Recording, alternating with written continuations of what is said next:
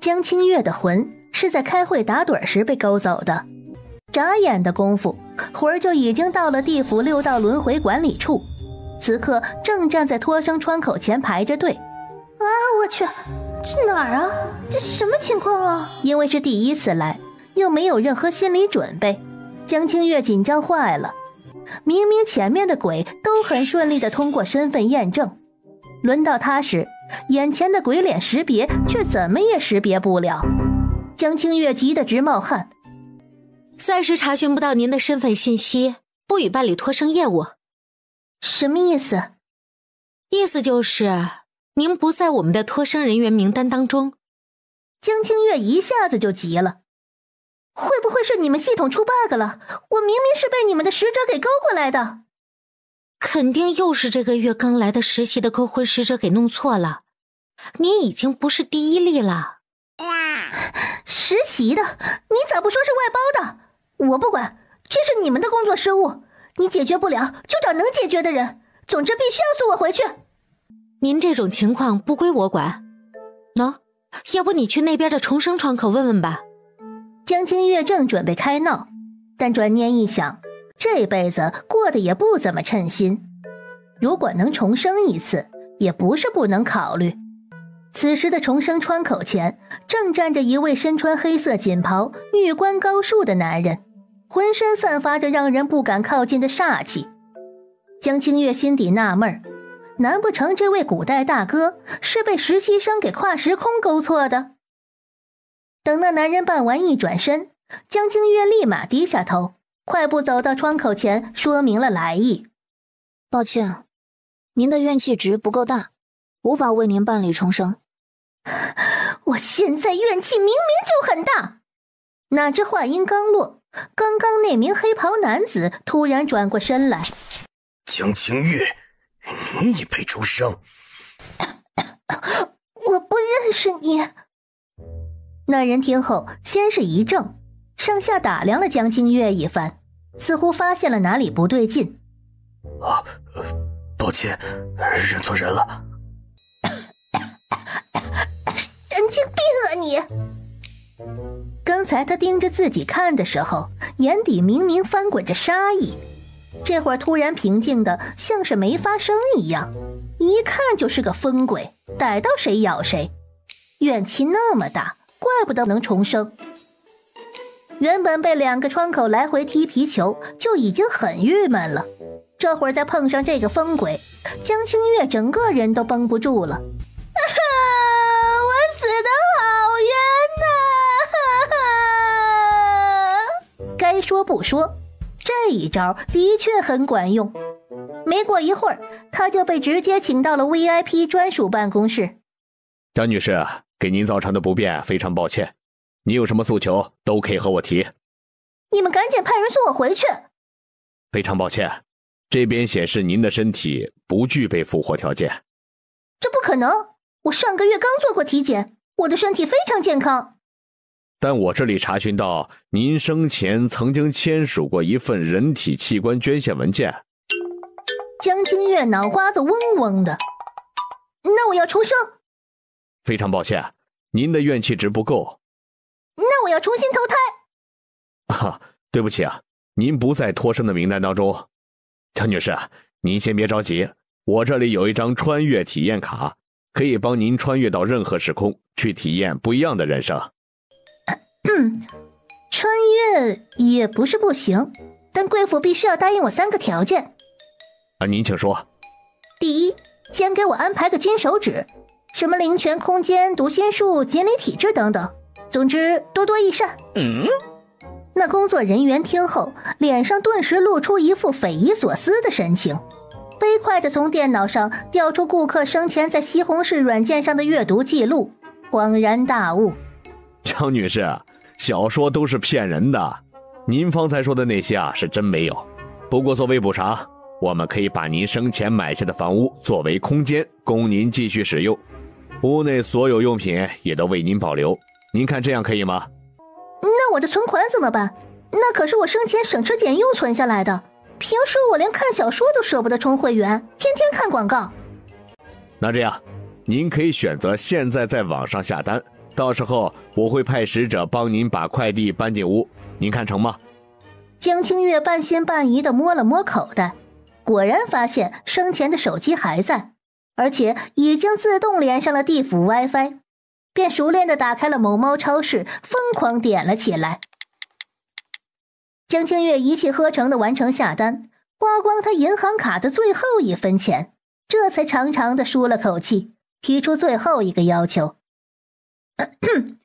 这次我想做个00后，体验一把对天对地对空气的感觉，什么70、80、90后，通通不考虑。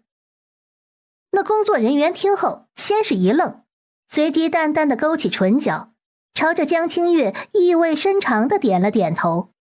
恭喜您，江小姐，您的穿越之旅现在正式开始。领导，我记得公元2000年后的穿越项目还没开发出来。他只说要当00后，又没说是哪个世纪的00后。咱们都是打工人，有些事情没必要太较真，多一事不如少一事，觉着点吧。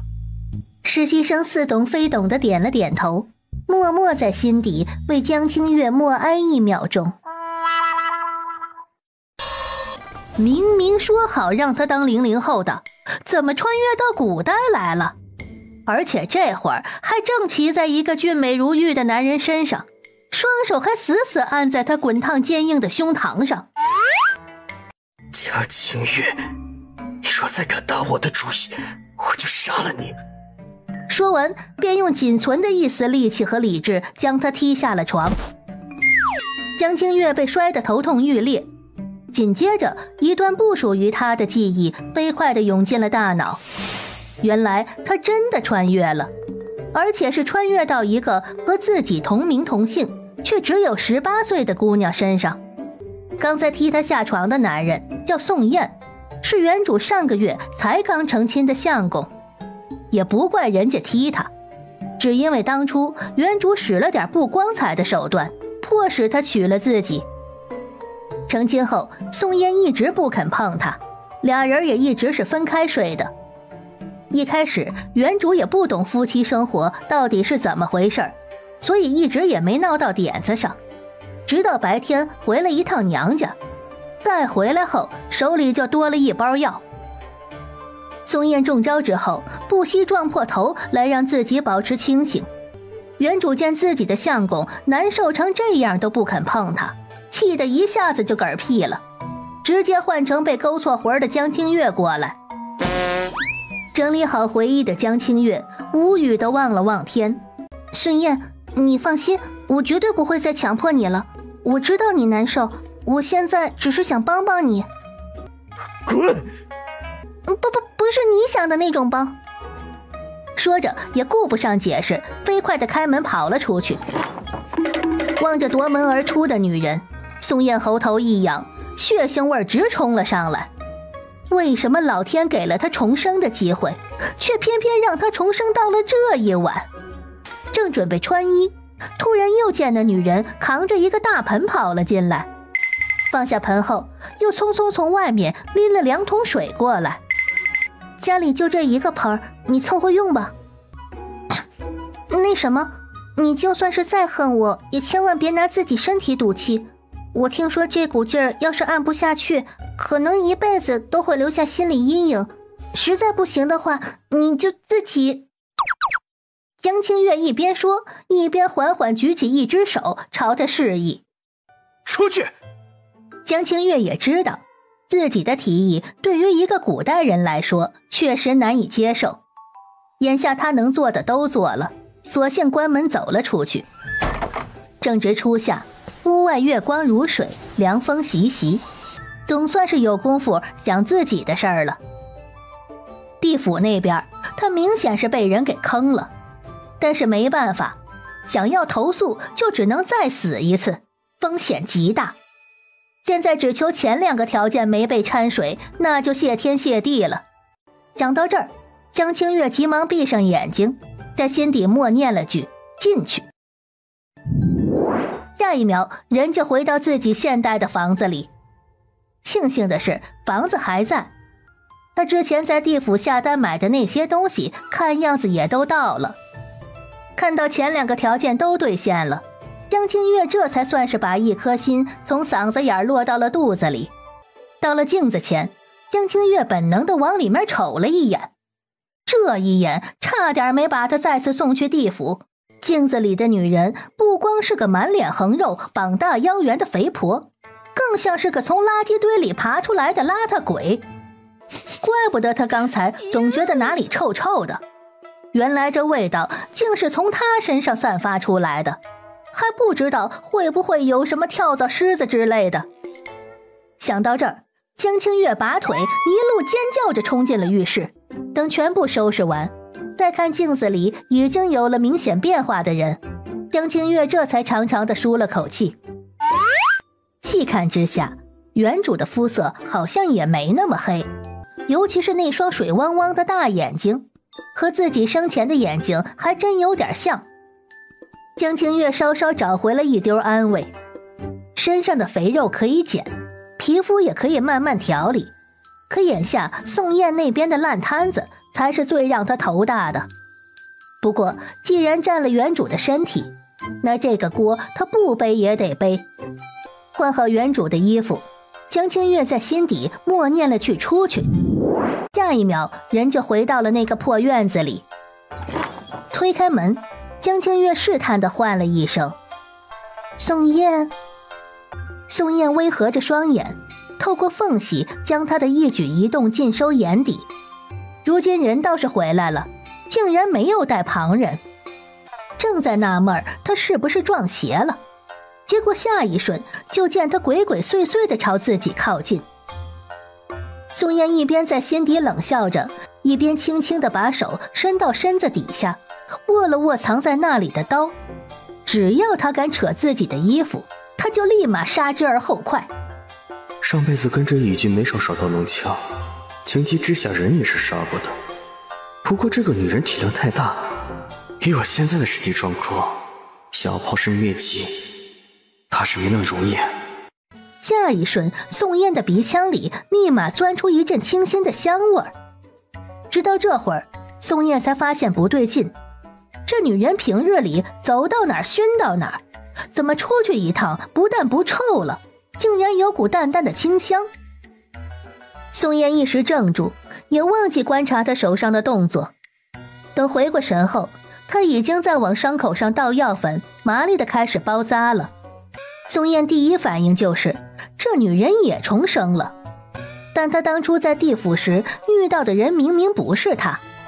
虽然两人眼睛很像，但是眼神明显不同，身量也是天差地别，而且那个人也并未祸允重生。宋叶想不明白他这变化的缘由，只能先观察观察再说。清晨，当第一缕阳光从后窗照进屋里的时候，江清月便醒了。小月呀，你怎么起那么早啊？怎么不多睡会儿？娘，您怎么这么早就来了？昨儿晚上阿燕不小心磕破头了，这会儿还在睡着呢，我先起来给她熬点粥喝。哪知道吴氏听后并没有对儿子磕破头一事做出太大反应，反倒对他喊自己娘感到震惊不已。不过娘你放心，阿燕的伤口我已经上过药止住血了，躺着休养2天就好了。好好好，辛苦你照顾老三了。江清月见他反应这么强烈，这才想起原主对待婆母的态度。这么一看，这婆母还真有点圣母，可对象是自己，那就没问题了。这俩鸡蛋你煮了和老三一块吃，你看你忙得满头大汗的，好好补补。哦，对了，前天老三弄丢了你1条蛇，今天我让老大去山上给你抓2条回来。不，我以后再也不吃了，你们千万别送来。这是咋了呀？你不是最爱吃蛇羹吗？江清月吓得快要魂不附体，只好拉人来背锅。是阿燕，她害怕蛇，所以我以后再也不吃了。话音刚落，一阵爆笑声从墙头飘来。得了吧，还以后都不吃了。他要是不吃，我以后随他姓。你胡咧咧什么？你怎么和你三嫂说话的？没大没小的。冬梅呀，她就这样，你别和她一般见识。哼，娘，你跟他到哪门子欠呢？他说的这话你信吗？娘，你还不知道吧？昨天晚上这女人给三哥下了药，2个人折腾了大半宿没睡呢。二嫂昨夜蹲墙根，听得一清二楚，不信你自己问去。吴氏一听昨儿晚上还有这事儿，忙震惊地看了一眼三儿媳。娘，我就是着急想要个孩子，阿燕她一直不肯，我也是一时糊涂才。小月呀，既然你和老三成了真正的夫妻了，以后要好好过日子。那药你收起来，以后可千万不能再用了啊。屋内躺在床上的宋燕见母亲这么容易就听信了江清月的话，连亲自过来问她都没问一声，不由得苦笑起来。走进去一瞧，宋燕的姿势还和早上一样。人不会死了吧？宋燕！江清月连忙轻唤一声，走过去熟练地探了探鼻息。哼，是不是很失望？江清月被吓了一跳，心底暗骂了句神经病，面上还是强作镇定。你没事就好，起来吃饭了。你怎么不吃？刚才在厨房吃过了。刚才他听得一清二楚，母亲一共就送了2个鸡蛋过来，明显都在这碗里了。他竟然舍得一口不吃，全部都留给我。我刚才喝的是白粥，这鸡蛋是专门留给你补身体的，什么也没放。哪知他越是平静，宋燕就越是狐疑。你先吃。这下总行了吧？家里没米了，好好吃饭才能早点养好身体超数，挣了银子咱们才能买米下锅呀。换个勺子吧。好嘞，马上给你换个勺子哈。哦，对了，屋里太闷了，我帮你端到院子里去吃吧，那儿空气好。不过江清月喊他出来，可不是为了给他换空气，单纯是怕他在屋子里妨碍自己打扫卫生。等打扫完卧房，江清月已经累得满头大汗，而且憋了一上午没去茅房，急需去空间里解决一下，便背起院子里的篓子，准备去小溪边洗衣服和床单去了。哪知那些人看到江清月后，先是纷纷噤声，等他走过去后，才议论起来。啊，这江清月发什么痴啊？今天竟然来洗衣服了，的确出奇，要不喊过来问问？哎呀，你们别喊了，人家肯定不好意思过来。哼，你们还不知道吧？昨天江清月和那宋家的秀才成了，听说动静闹得挺大的，肯定是来洗床单的呗。真的假的？真成了？是宋家二嫂亲自说的，还能有假？听说她婆母一大早啊，还去送鸡蛋呢。哎呀，怪不得呀，这女人一旦开了荤，果然就是不一样。哎，你们看，走路也不一样了，以前走起来地动山摇的，现在你们再看看。江清月突然就不知道该怎么走路了。该说不说，这里的民风可真是淳朴，说坏话竟然都不背人的嘛。江清月尴尬地迅速逃离村里的八卦集中地，顺着小溪转个弯，来到一片无人的下游区。四周看了看没人，瞬间闪进了空间。进去后二话不说，直接放下篓子冲进厕所。解决完内急，这才把一部分脏衣服丢进洗衣机里洗了起来。事有轻重缓急，眼下他最急迫的莫过于吃饭问题，总要先把午饭这关给过了再说。想到这儿，江清月也顾不上躺平休息，连忙从空间里闪了出来，四下看了看有没有可以弄到吃的地方，然后就发现自己选的这个地方刚好处在一大块箭石下，正好是溪水回窝的地方。江清月试探地从空间里拿了一块干掉的面包出来，揪成小块，揉了揉，往水里丢了几块。哪知道等了几秒后，便有2条鱼一下子冲上来给吃掉了。江清月大喜过望，连忙把装衣服的背篓给拿过来，没入水中，静静地等待1秒、2秒、3秒。伴随着水声哗啦作响，背篓飞快地被拽出水面。江清月低头一看，篓子里已经有了3条个头不小的鲫鱼。回去后，江清月先把抓来的3条鱼丢进厨房，用清水先养着。小月呀，刚才我听说你去水边洗衣服了。吴氏边走边说，等走到跟前时，看到满院子飘着刚洗好的床单和衣服，不由得顿时定在了原地。这都是你刚才去洗的？江清月嗯了一声。哎呦，这衣服洗得真干净，还有一股淡淡的香味呢。江清月扯了扯唇角，可不是干净，洗衣机忙活了一上午呢。娘，你来找我有事儿吗？哦，没事儿，我就是不放心。听说你去水边洗衣服了，我说过去给你帮个忙，结果找了一圈也没看到你。哎，我怕你再掉水里了。刚才我洗完衣服就去抓鱼了，可能咱娘俩错过了。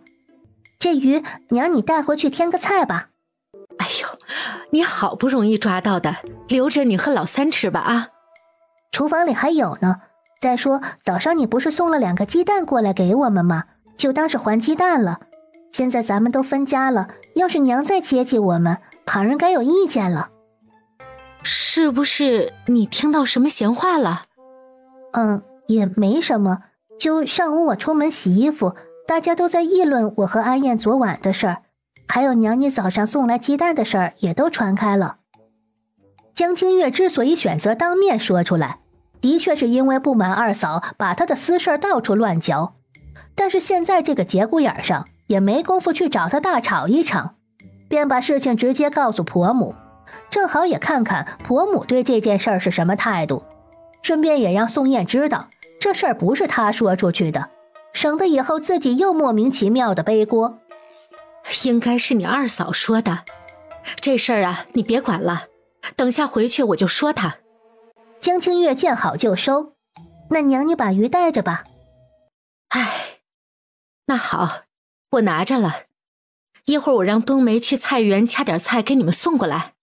好，谢谢娘。2个女人在院子里说话的时候，宋燕就一直提着笔悬着不动，直到谈话结束，这才微微回过神来。这女人怎么一下子变得那么聪明了？母亲竟然不到1天就被她收拾服了。江清月送走婆母后，就径直回到厨房，开始准备午饭。正准备开始收拾鱼，就听见隔壁传来二嫂刘秀娥的叫声，紧接着就是给婆婆帮腔的小姑子宋冬梅的声音。老二家的，我问你，是不是你去外面到处跟人家说老三和小月的事儿了？哎呦娘，您可别冤枉我，咋就是我说的呢？娘，就是二嫂说的，我早上看到她跟小满他娘嘀嘀咕咕了。刚才娘说她洗了这么多东西，我还不相信，还以为她又是溜跑回娘家了呢。江清月见这妹子自言自语都说得这么大声，扑哧笑了出来。你笑啥？你在那儿自言自语什么呢？这都是你洗的呀？那当然。宋冬梅啧啧称奇，进步走了过来。娘让我拿给你的。啊，你啥时候会做饭了？我本来就会做，不然你觉得我这身量是怎么吃出来的？那倒也是。正准备回家，突然就看见江清月把锅盖给掀开了，锅里的香味像是憋了太久，一下子爆炸开来，溢满了整个厨房。你煮的鱼怎么一点腥味都没有啊？闻着比肉还香啊！冬梅，你刚才拿过来的菜里有葱吗？洗2根。宋冬梅哦了一声，连忙冲过去抽出2根葱来就要洗，洗到一半才反应过来，自己凭啥要听她安排？还没洗好吗？宋冬梅本能地把葱给递了过去。简短相处过后，江清月觉得这个小姑子人还不错，虽然嘴巴厉害了些，但是心肠不坏。中午在这儿吃不？吃的话我再弄个菜。你要让我留下来吃饭？你该不会又想让我帮你干什么坏事吧？你三哥现在受伤干不了重活，我想等下吃完饭把床给抬出来收拾一下。我就说嘛，没问题，等一下帮你抬出来就是了。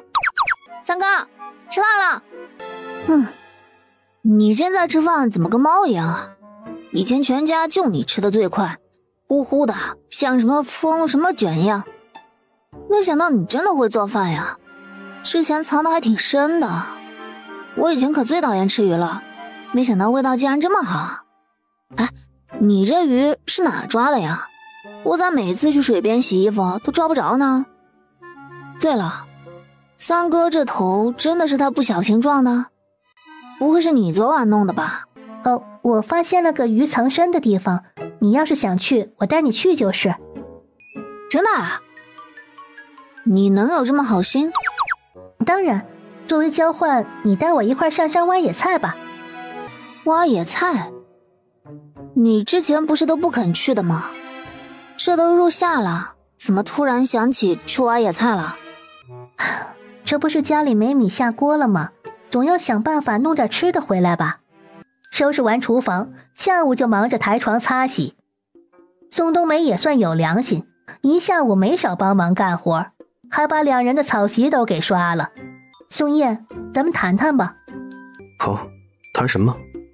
谈谈我们以后的事儿。哼，我们有什么以后可谈？宋燕，我承认昨天晚上的事是我不对，但事情到了今日这般，难道你就一丁点错都没有吗？我唯一的错，就是当初你落水的时候，我不该救你。我的错误主要有2件。第一，我不该恩将仇报逼你娶了我。第二，昨晚我不该给你下药。经过昨夜一事，我也想明白了，强扭的瓜不甜，我也没本事焐热你。我愿意同你和离，但不是现在，毕竟咱们刚成亲1个月，现在和离对你我都没有任何好处，不如等1年以后和离怎么样？1年？宋燕古怪地看了他一眼，最终默默点下头来。好了，反正明天也不去镇上，这书你慢慢抄，不着急，快去休息吧。等彻底把宋燕隔在外面看不见了，这才匆匆跑到空间里解决内急。他笃定以宋燕对自己的讨厌程度，肯定不可能主动过来掀帘子找他，便大胆地决定晚上要在空间里睡觉，大不了定个闹钟，天不亮就回来。等收拾好，宋冬梅也已经背着竹篓提着砍柴刀来了。好了没？要上山就要趁早。好了，我去和你三哥说一声就走。我和冬梅去上山了，饭都在锅里，你省着点吃啊，我们晌午不回来。说完也不等他回答，便急匆匆地关上门，跟着宋冬梅出门了。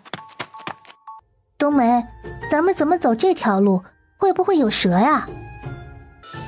怎么，三嫂又缠蛇羹了吗？我是怕被蛇咬。放心吧，我在前面打着草呢，就算有蛇也会跑开的。人家在这儿过得美滋滋的，谁想做羹啊？江清月，还有完没完了？那怎么不走大路？还能为啥？你想啊，大路上经常有人，万一被人家看到咱们俩一起出来上山，我主要怕被你连累，跟着被说闲话。其实那只是一半原因，还有一半的原因是那边的野菜都老了，只有这边叶面还嫩一点。你忍忍吧啊，马上到了就能歇了。一到地方，宋冬梅便先挖起了野葱和野苋菜，江清月便四下找找，想看看有没有别的。然后就在一处草丛中发现一小片野薄荷，便连忙又蹲下掐了起来。你掐这干什么？这菜难吃死了，冲嘴。这野薄荷本来就不是当菜吃的，拿回去炖鱼可以去腥提鲜，泡水喝冰冰凉凉的，可以解暑。真的假的？那我也掐点回去试试。掐完野薄荷，两人又往山上走了一段。在一片向阳的山坡，江清月看到一小片野生蕨菜。咦，这拳头菜有点老了，回去吃了肚子又胀又疼的。我觉得还行，这菜回去要用开水煮过以后晒干，能放很久。宋冬梅见他不听劝，也只好帮着一块儿掐。宋冬梅见他又跑去采花，一点也不听自己指挥，忍不住在身后喊道：这次又是干什么用的？这花也能吃？江清月无奈地扯了扯嘴角，难道丑人就不能有爱美的权利吗？胖女人干什么都是为了吃。咦，这味道还挺香的，和昨天你洗衣服用的香姨子味道有点像。哎，对了，我还没问你呢，你那香姨子在哪买的？你刚才不是问我采花干什么吗？我跟你说，这些花的用处可多了，其中一条就是可以做香姨子。真的假的？江清月，不，三嫂，你真的会做香姨子啊？那东西卖的可贵了。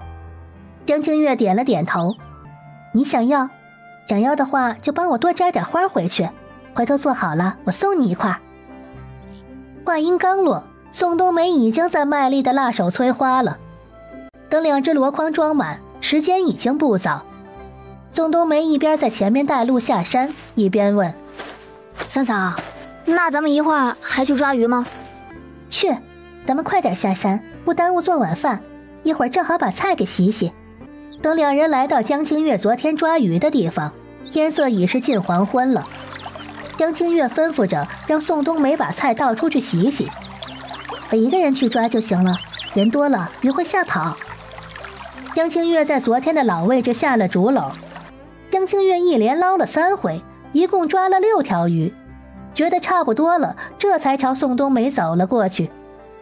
2人正满载而归，满脸喜色地往家走。冬梅，你们赶快回来，家里出事了。宋冬梅和江清月对视一眼，连忙拔腿往家跑。一进门就看见原主娘王桂兰正像个泼妇似的，坐在院子地上哭天抢地，撒泼打滚。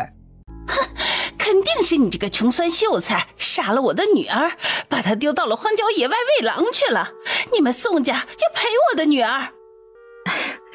亲家母，小月她真的没事儿，她一大早跟我们家冬梅上山去了，我没骗你，我已经让老大去喊2个人回来了。哼，骗谁呢？我都问过了，今天压根就没人看见他出门，也没人看见他上山，这太阳都要落山了，人呢？江清月听到这儿还觉得有些意外，毕竟王桂兰这些年对原主可从来没这么关心过。我不管，你们宋家害死了我的女儿，现在活不见人死不见尸的，你们家至少拿出50两银子出来补偿我们江家，不然我现在就去县衙报官。娘，你咋来了？王桂兰此时此刻满脑子想的都是50两银子赔偿金的事儿，压根儿就没听见江清月的叫声，还一个人在那儿哭嚎着。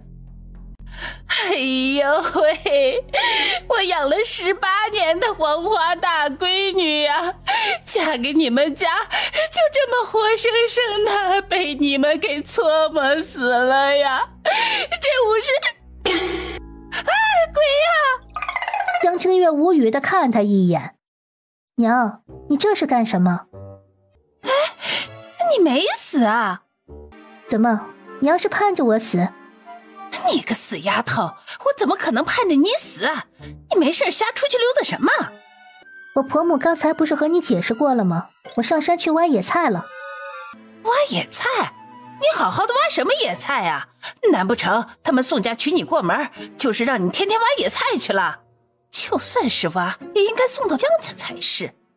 王桂兰边说边打量着女儿，总感觉才2天不见，人就变得很不一样了，干净的都不像她养出来的那个女儿了。哎，你们还抓了鱼？娘开什么玩笑？要是能吃上鱼，我还用得着上山挖野菜吗？刚才去水边洗菜去了。昨天她正琢磨着什么时候有空去找王桂兰要回那2吊钱，这会儿见她来了，又当着这么多人的面，正是要钱的好时候。哦，对了，娘你来的正好，上次你问我借的那2吊钱能还我了吗？前2天阿燕磕破了头，我想给她买点肉补补。嘿，我啥时候找你借钱了？就前2天我回去的时候啊，娘不是说过2天就还给我的吗？死丫头，那明明是你孝敬我的钱。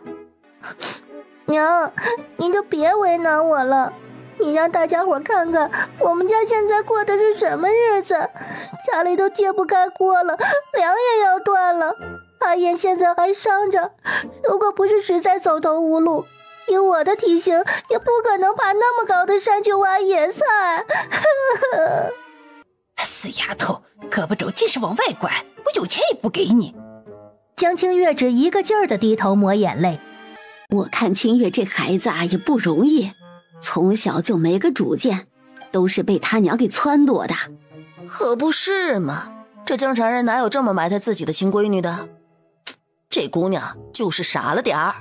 老江家的，当初你们家逼着人家秀才娶你女儿，要的那些个彩礼把人家老宋家都给掏空了，现在连最后2吊钱你还好意思赖呀？众人正说着，宋青山已经把村长给请了过来。村长最欣赏的人就是宋燕了，这些年一直把宋燕当作全村的希望之星来培养的，悉心呵护了那么多年，突然有一天就被他这只肥猪给拱了，岂止是生气。王桂兰，你自己的女儿还能冤枉你不成吗？赶紧把2吊钱还回来！江清月此时也是一脸的寒心。娘，你不想还也可以，你现在不顾我的死活，那你以后就当没生过我这个女儿。你想得美，我白养你了。你给我等着。江清月也不知道他是让自己等着算账，还是等着来还钱。村长看着宋燕的头，叹了口气。阿燕呐，你可要打起精神振作起来，不能自暴自弃呀。村长，我正好有事想和你商量。说着2人走进屋内。春山、夏江，你们都先回去吧，我一会儿就过去。娘，那我们先回去做饭去了。老二也准备走了，媳妇刘秀娥的眼睛却还滴溜溜地盯着江清月和宋冬梅的篓子看。哎呦，你们俩真捞着鱼了！哎，直接先给二嫂呗，一会儿回去我们就先做了。你想啥呢？那鱼是三嫂抓的，和你有啥关系啊？你凭啥舔着脸要啊？凭啥？你跑出去1天没个人影，这家里的活一点没干，晚上还空着手回去吃饭呀？哼，那晚上我不回去吃了。三嫂，我晚上在你这吃行吗？江清月自然是没意见。村长还在里面呢，你们在这吵吵嚷嚷的，不怕人开笑话呀？都赶紧回去。你也回去，昨天已经在这吃了一顿了，今天还要留下来，哪有你这样的？娘，村长平时对宋燕那么照顾，今天又难得来一趟，我想留他老人家在家里吃个晚饭，所以冬梅还真回不去，要帮我烧火，不然我一个人忙不过来。那行吧，咱们的确是应该请村长吃个饭的，就是这啥也没准备啊。娘，你看，乖乖，又抓了这么多呀，你啥时候还有这个本事了？娘，刚才我来的时候都看到了，我院子里的被子和衣服都是你帮我补好的吧？我手笨，不会干这些针线活，多亏了你还惦记着我，晚上你也别走了，就在这吃吧。其他的我也帮不上，这点小忙还值得你谢呀。就让冬梅留下来给你帮忙吧，我回去还有事。江清月见他不肯留下来吃饭，便又抓了2条鱼，用绳穿着。这2条你带回去吧，刚才大哥忙前忙后的没少处理，而且冬梅今天也帮了我大忙，啥也不带回去也说不过去。好，那你们忙吧。冬梅啊，勤快点啊。三嫂，今天还炖大锅鱼吗？别忘记放你说的那个什么野薄荷啊。知道了，不会忘的。那还烙饼吗？要不吃面条吧，那个鱼汤拌面也不错。好好好，都听你的。因为有宋冬梅的帮忙，江清月很快就先把鱼给炖上了。不多会儿，刚回去的吴氏又过来送来几个鸡蛋和一块豆腐，说是给凑出来的菜。江清月知道他是不肯占自己的便宜，便只好接了过来。等鱼肉的香味一溢出来，屋内和宋燕说话的村长就知道自己该走了。刚才你说的事啊，我都记下来了，你就安心在家准备明年的秋闱，唐代就不要分心了啊。刚才我看清月那孩子的确变了不少，要是他真能悔悟过来和你好好过日子，也是个不错的。要是他还欺负你啊，我绝对饶不了他。村长正说到一半，扭头一看，一头大黑熊站在自己面前。村长，晚饭都做好了，您留下来吃好再回吧。不用了，我回去吃去，家里也做饭了。村长，我饭都快做好了，您就赏个光，当是陪陪阿燕吧。正好她这2天有伤，一直闷在家里也没人说话。说完又给宋燕使了个眼色。宋燕完全没想到他会主动邀请别人来家吃饭，以他以前的德行，吃他一口饭简直比杀了他还难受。村长，不如晚上就留下来吃顿便饭吧。村长心想，这丫头做的饭能吃吗？再说他刚才不是还在哭穷，说家里都揭不开锅了吗？但是转念一想，留下来也好，随便吃个2口，明天正好找机会送点东西过来，就一脸悲壮地答应了。好，那我就不客气了。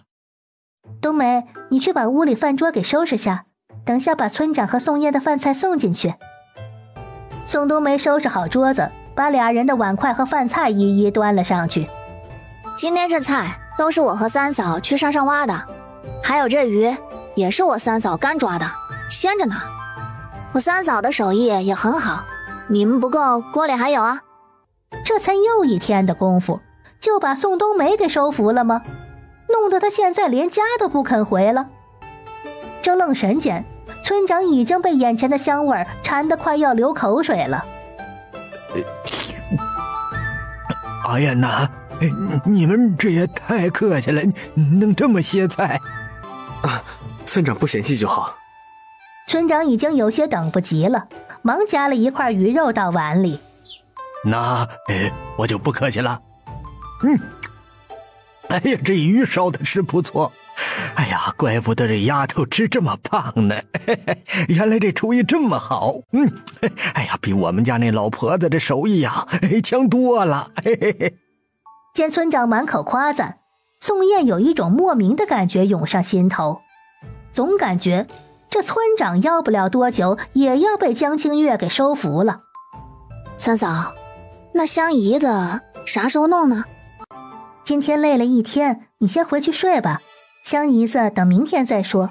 再说现在材料还不齐呢。宋冬梅有些着急，但是也不得不等等。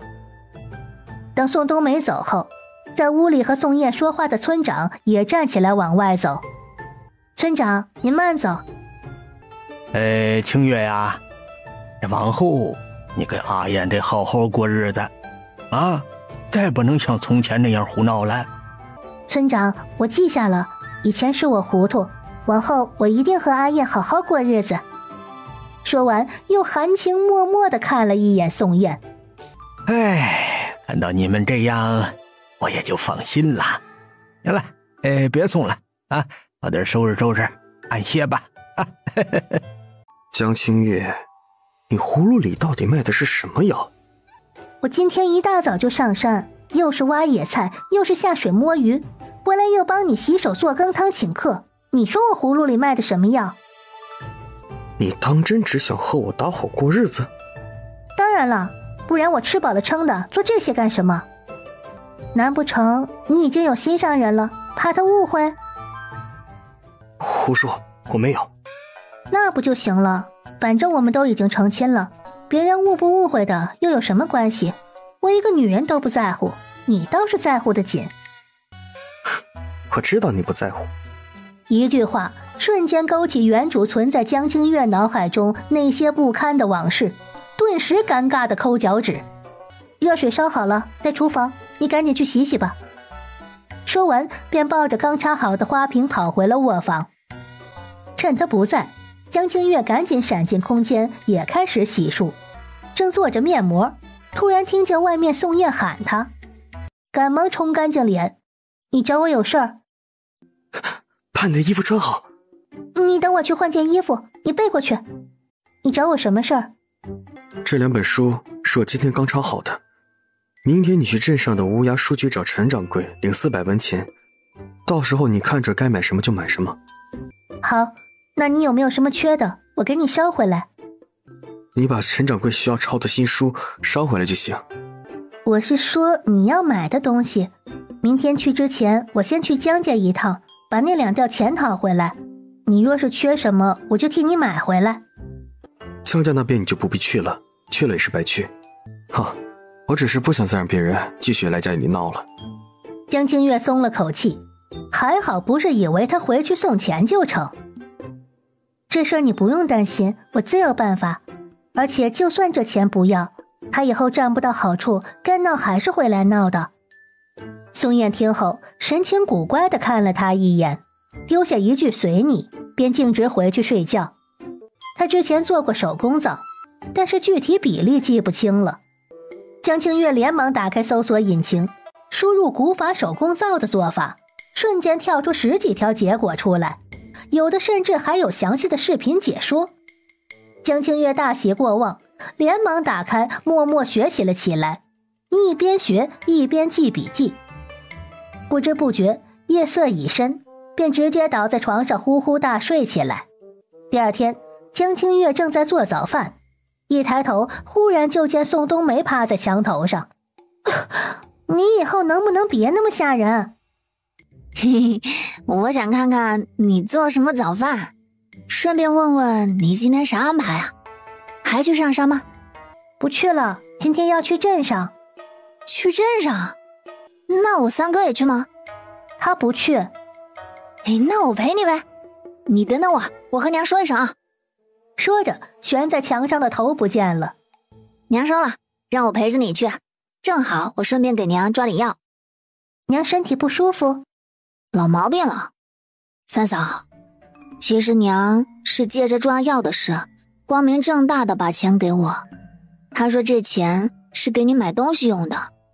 江清月完全没想到吴氏会为她做到这个程度。你别多想了，这钱本来就是要花的，只是娘不想吃药了，想把省下来的钱给你和三哥渡过难关。不吃药那身体怎么办？娘的病吃药也治不好，她说你不用管其他的。你听我的，这钱还是给娘抓药，你三哥书抄好了，今天就能去卖钱。宋冬梅听说他有钱花了，便也同意了，毕竟他也还是想让母亲继续吃药看看。那你快点吃，咱们早点走，晚了天气就热了。急什么？一会儿咱们先去趟江家再走也不迟。你要带你娘一起去？你不会打算把三哥抄书的钱又补贴给你娘家吧？说什么呢？昨天的2吊钱他们还没还回来，我顺便要了，好去镇上添置点东西。你还真打算去要啊？当然是真的，我还打算请你陪我一块儿去呢。你不是嘴皮子厉害吗？帮帮我呗。得了吧，那是你娘家，我可惹不起。怎么，你这是害怕了？本来我还说拿回钱来去镇上买肉，晚上咱们回来包饺子吃呢。怎么可能？你也不出去打听打听，我宋冬梅在咱们村怕过谁啊？去就去，一会儿你就看我的就行了。稍等，我让你三哥去给我写个东西。宋燕人在卧房，却早已把2人刚才的对话听了进去。一听江清月让他帮忙写个断亲书，却还是不免意外。那我等下就直接去镇上了，你的早饭和午饭都在锅里，记得吃。说完就背着竹篓，带着宋冬梅兴冲冲地出了家门。江家人此刻正在院子里吃早饭，听见有人敲门。是谁？娘，是我，你快开门。你走，我没你这个女儿。娘，你先把门开开呀！昨天咱们不是都说好了还钱的事儿了吗？你怎么不给我开门呢？江清月的喊声很快就把左邻右舍的村民都叫了出来。清月啊，你这是来干什么？昨天当着大家的面，我娘不是承认借了2吊钱的事儿，本来说好昨天还的，但是我娘一直没来。这么一大清早，也不知道我娘家人是不是都下地去了，我敲了半天也没人开门。哼，没见他们出去啊，刚才那烟囱还冒烟，在做饭呢。肯定是赖着不想给呗，故意不给你开门的。不可能，我爹娘不是那样的人，怎么可能为了2吊钱全家当缩头乌龟？众人一听，纷纷都笑了起来。这一大早的还让不让人吃饭了？你想干啥？娘，你们还吃早饭呢？我和阿燕在家一天2顿饭都快吃不上了，就等着娘你还钱去抓药买粮食。我没钱。没钱？那你们的饭桌上又是鸡蛋又是白馒头的，怎么可能没钱？哎，你瞎说什么呢？你那钱我昨儿花光了。花光了？娘，你花的不是钱，是我和阿燕的命啊！既然你不给我活路，那以后就当是我死了，你们没有我这个女儿，我也没有爹娘。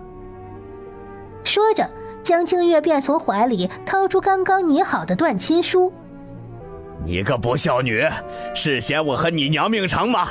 一大早就在门口胡咧咧，看我今天不打死你！是娘借钱不还在先，难道爹你还想当着大家伙的面打死我灭口不成？哎，我说江富贵啊，就算是你女儿，你也不能说打就打，说杀就杀呀！你这眼里还有没有王法？就是，从前你们夫妻2人就动不动喊打喊杀的，但是如今人家已经嫁到宋家，那就是宋家的人了，轮不到你们打。你们别听她瞎说，这丫头从小就撒谎成性，我们怎么可能问她借钱？哼，我们都听见了，你婆娘王氏昨天亲口承认的。没错，大家伙都可以作证啊，这村长昨天也在了，这事儿你们可赖不掉啊，赶紧拿钱给他去买粮食吧。肯定是误会了啊！不过既然宋家揭不开锅了，那我这个做爹的也不可能不管。桂兰，你去屋里找二房和娘凑凑，好歹凑个2两，给清月先去救急。江清月和宋冬梅对视一眼，都以为这事儿就这么顺利给解决了，哪知道下一秒，原主的奶奶李老太直接踉跄地冲了出来。你个小贱蹄子，还有脸回来要银子？看我不撞死你，我就不信你还敢去告我！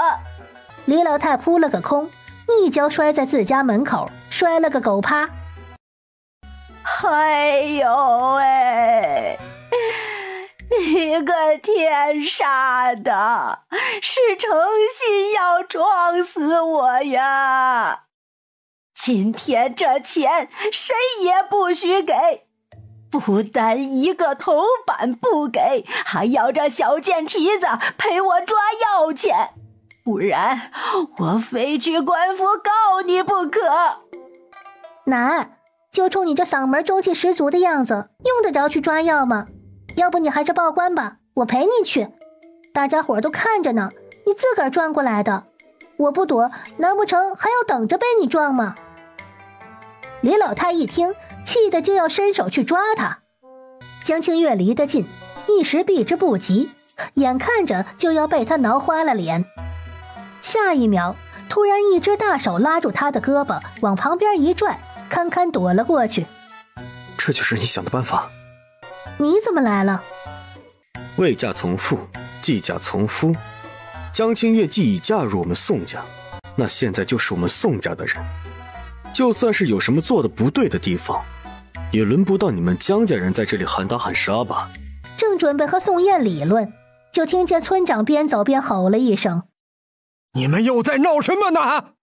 李老太，要论年纪你比我都大，要论见过世面，你从前怎么着也在大户人家待过，怎么在小辈面前还耍起这一套了？你不知道害臊吗？哎呦，村长啊，今天这事儿啊，他可不赖我，是他们宋家人过来闹事儿。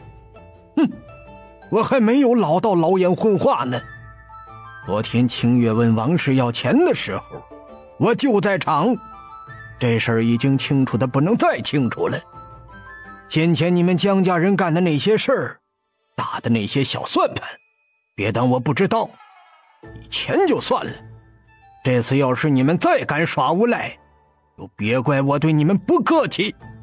说来，你们江家本来就是从外地迁来的，当时我看你们没地方去也不容易，可怜你们才让你们留下来。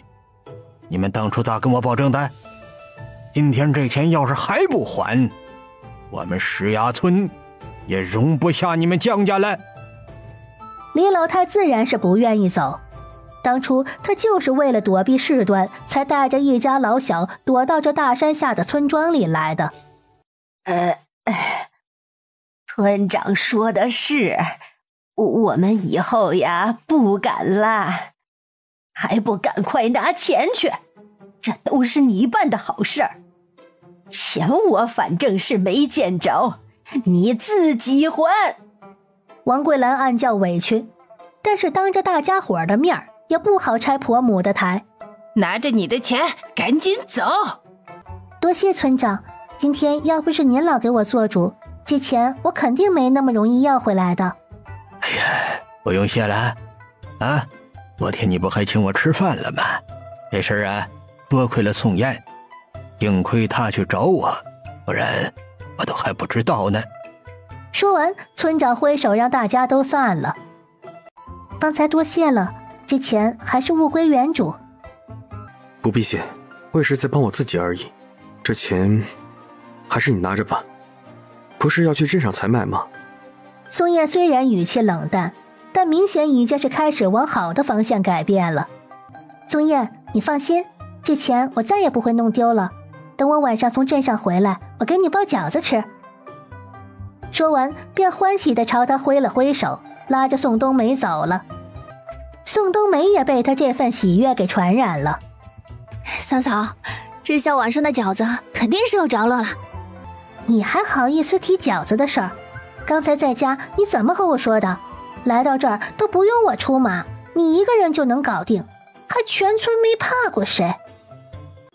三嫂，我这不是看你一开始说的挺好的吗？我也插不上话。那我奶奶出来的时候你怎么也没说？三嫂，天地良心，你奶是什么人物，你不应该比我更清楚吗？她这个人我真的不行，估计全村也就只有村长一个人能管得了她。幸好我三哥关心你，还知道去帮你搬救兵。江清月想了想李老太平时的战斗力，好像也的确如此，又莫名庆幸宋燕出现的及时。耽误了这么会儿时间，等两人走到村口的时候，去镇上的牛车都已经走了。本来还想坐牛车的。哼，算了吧，三嫂，就算赶上了，人家也不会拉我们的。为啥啊？因为你这体格，一个人占2个位置，还不肯出2倍钱呗。江清月。两人在集市上打听了下，便朝着宋燕说的无涯书局走去。请问二位有事吗？我是宋燕的娘子，今天过来替她教书的。宋燕的娘子？那小厮听后，先是倒吸一口凉气，随即震惊的上下打量江清月一番。这不可能，你胡说！就凭你，也敢来冒充宋大哥的娘子？我们从来也没听说过他何时成了亲，而且就算是要成亲，也不可能和你这样的人，这绝不可能。看着女子这么激动，江清月第一反应就是这姑娘是宋燕的小情人儿，但是转念一想，既然她这么坦然地把书交给自己来换钱，应该是心里坦荡的，那就只剩下一种可能了，这姑娘是单方面暗恋宋燕，她只是来要钱的，掐桃花这事儿可不归她管。我是来替宋燕教书拿钱的，至于她成没成亲，和谁成亲，姑娘若是不信，下次等她来一问便知。相对江清月的无所谓，宋冬梅却不那么淡定了。你这人说话好没意思啊！宋燕是我三哥，什么时候成了你宋大哥了？我怎么从来就没有听我三哥提过他在外面还有个妹妹的事？当着我三嫂的面，你笑胡说啊，省得让人误会我三哥的清白。那姑娘一听，顿时羞红了脸，指着宋冬梅一连喊了几个你，迟迟反驳不出来。